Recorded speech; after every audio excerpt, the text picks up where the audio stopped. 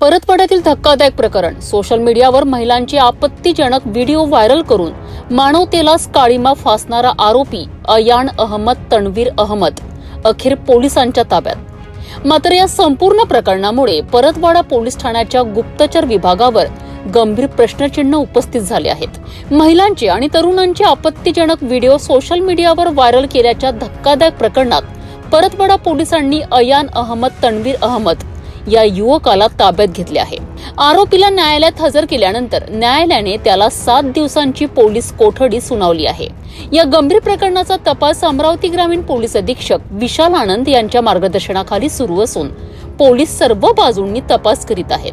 परतवाडा, अमरावती, नागपूरसह विविध भागातील अनेक महिलांचे आपत्तीजनक व्हिडिओ समोर आल्यानंतर परिसरात मोठी खळबळ उडाली आहे.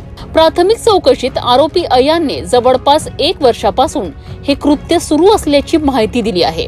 धक्कादायक बाब म्हणजे या कालावधीत सुमारे 180 महिलांशी संबंधित अश्लील प्रकार घडल्याचा संशय व्यक्त केला जात आहे.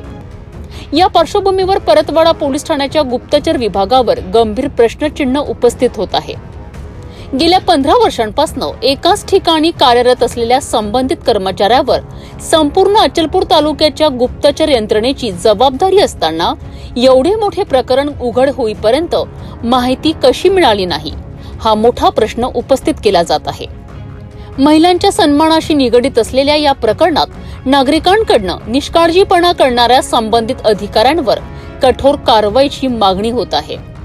पोलीस अधीक्षक या प्रकरणाचा सखोल तपास करीत असून लवकरच मोठा खुलासा होण्याची शक्यता वर्तविली जात आहे.